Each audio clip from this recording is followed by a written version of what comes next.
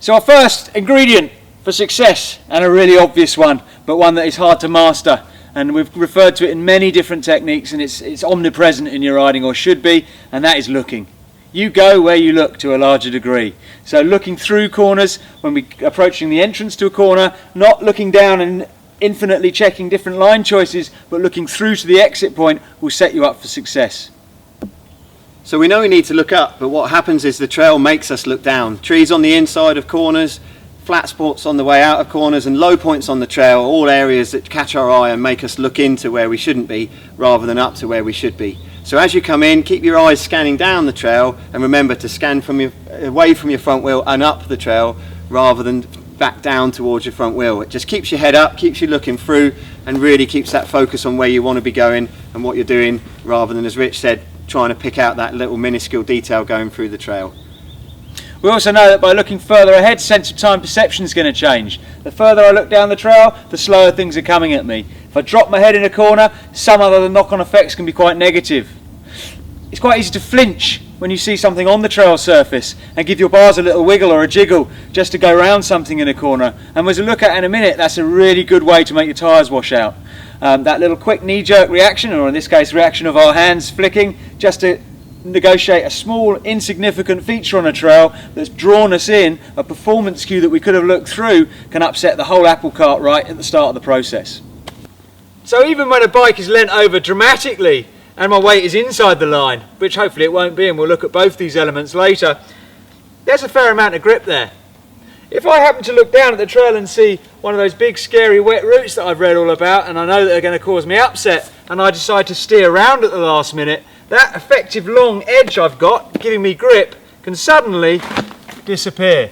So the very merest of little tweaks at my bars, with there's a lot of pressure on through that front wheel, will cause the wheel to either tuck under very rapidly, leaving me face down on the trail, or if I'm tweaking to the right of it rather than going to the left, the same thing can happen, and a little pull on my bars to go round can lift my wheel significantly off the trail, enough to let the front wheel wash away. If you don't look down, you're less likely to flinch. So look through. Most of the stuff that's big, that's going to cause you an issue on the trail, if there is a problem in mid-corner that needs some addressing, you're going to see it early. You're going to react to it more correctly, and you're going to be less flight and fight based in your responses, and much more planned and pre-prepared for what you're doing. So don't look down. If you find your head being drawn in and looking at the trail, we're going to bounce our eyeballs off the trail and look up and look for a further point through the corner, beyond the exit, the next high point on the trail, further down the trail, and give ourselves that nice relaxed feeling and trust the bike to do what we're setting it up to do. So looking is a fundamental ingredient to your riding that it takes moments to learn and often a lifetime to master. We all suffer from dropping our head into the trail and responding to performance cues, visual ones that we should be looking through. If you do find your head dropping, bounce those eyeballs up, get your line of vision up and through to the next section, and you'll find things, you stay more relaxed, and you're setting yourself up for greater levels of success. We've got our looking set and in the right place at the right time. We look at another ingredient to successful cornering, and that is the lean. Leaning your bike over. Everyone knows, the dusty book tells you that you've got to lean your bike to corner. Okay, the presumption is that leaning your bike makes it corner. It's not really true. Just like a ski or a snowboard, you can run it high on one edge and still go in a straight line. What it does is it makes it easier to corner and your turning circle tighter. So the more we lean, the harder we can corner. Obviously there's an element of danger there in terms of how much we lean. We start to lose a little bit, and the biggest problem with the lean is dropping inside the line of the tyres as I go around a corner, so that as I lean, if I lean with the bike too much, there's a lot of force and pressure pushing across the tyres rather than down into them. The solution to that issue is to lean your bike more with your hand than with your hip. And we'll just look at that where we've got a bit of space to do so, and just see how that can affect things. So many of you may know to lean your bike as you corner, makes it easier to do so, but it's how you lean the bike that's important. The most important factor obviously of the lean of the bike is where we keep our body position.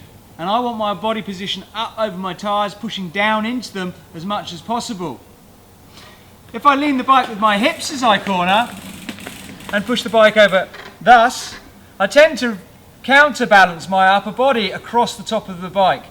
Instinctively, I know that if I lean in too hard, the tyres are going that way when I want to go that way. So what I'll tend to do instinctively is push my shoulders across to keep some weight on the tyres. The big issue with that is as I drop my hips in and my shoulders across, look where my hips are now pointing and my shoulders are now pointing, completely the opposite direction to where I want to go.